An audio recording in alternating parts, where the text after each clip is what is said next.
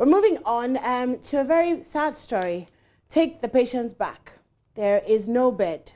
We cannot attend to her. These were the words of an in-charge at the accident and emergency ward of the Cape Coast Teaching Hospital. And so the patient, the ADB manager at the University of Cape Coast, was not attended to and eventually died. The death of the manager has shocked many in Cape Coast. Richard Kojonyako has been following the incident and has come through with this report. Colleagues and family members of branch manager of ADB at the University of Cape Coast crying their hearts out. Their pains can't be described in words.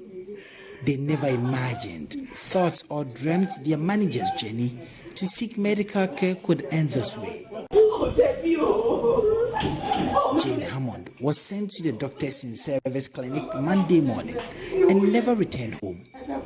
The doctors in service clinic in Cape Coast referred her to the Cape Coast Teaching Hospital, the biggest referral center in the central region, only to be told there were no beds. I walked in and then handed over the referral letter to the nurse by the computer.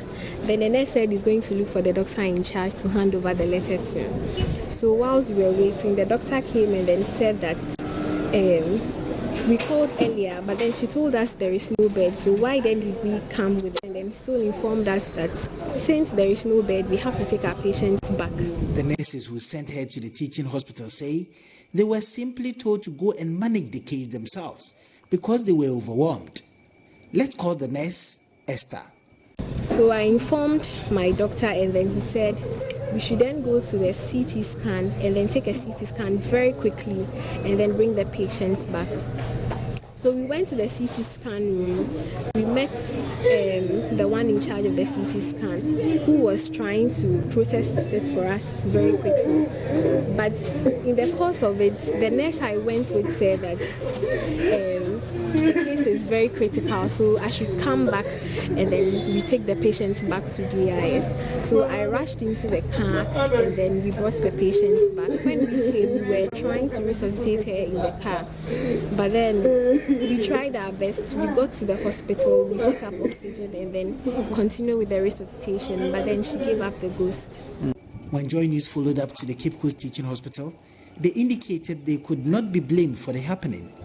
There were no beds at the hospital at the time the patient was brought in. Fred Yanka speaks for the hospital. The hospital received a call from a facility that they were bringing in a patient, and then the in charge at the A&E replied the call and told the person to hold on because we have had some accident cases and the A&E was full, and so they should hold on and contain the situation whilst we try and prepare a space for the patient.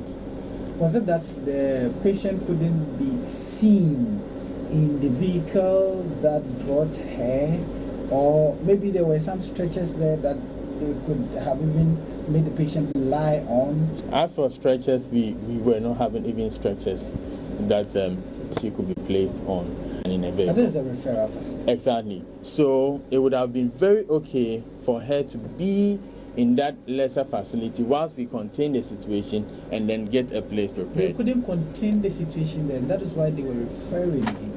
That I agree with you. And you remember that when the call came, they were also told that the situation here is also, getting out of hand, so they should hold on a little bit. Many in Cape Coast who heard the happening can't simply believe what their eyes saw and their ears heard. Richard Kojonyako, JoyNews, Cape Coast. And Richard Kojonyako joins me on the phone with an update. Richard, good morning. What more information do you have? Well, yesterday in the evening, the husband of the deceased came to Cape Coast. In fact, on Sunday, the deceased was with the husband in Accra. That is where they stay. The woman works here in Cape Coast. And so they had prepared banku, they've eaten and all of those things, only for the woman to return on that Sunday. And then in the morning, she said she was not feeling very well. And so they took her to the doctors in service clinic And then when they realized that their condition was deteriorating, they decided to call the Cape Coast Teaching Hospital so they could refer. When they called, they said that there was no bed because they've been overwhelmed. And the husband has not been able to say anything. He's remained speechless because he can't believe what has happened to the wife. And so yesterday, the Agricultural Development Bank, where the woman works as the University of Cape Coast branch manager, they said that the hospital has a retainership agreement with the bank, and if for nothing, the hospital could have, attended to the woman because the bills would have been paid by the agreement they have. And so they referred the matter to their legal department who are studying the case, and then they would take a decision thereon.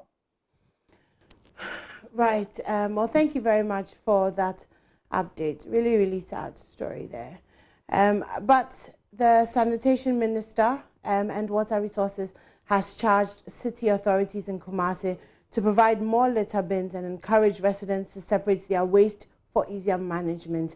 Cecilia Abna-Dapa is unhappy that bins as the newly constructed Kejeta market are inadequate. She is on a working visit to that area to assess sanitation situations. She's also visiting landfill sites and other facilities over 3 days. We'll bring you that story when we come back from the break. Stay tuned in.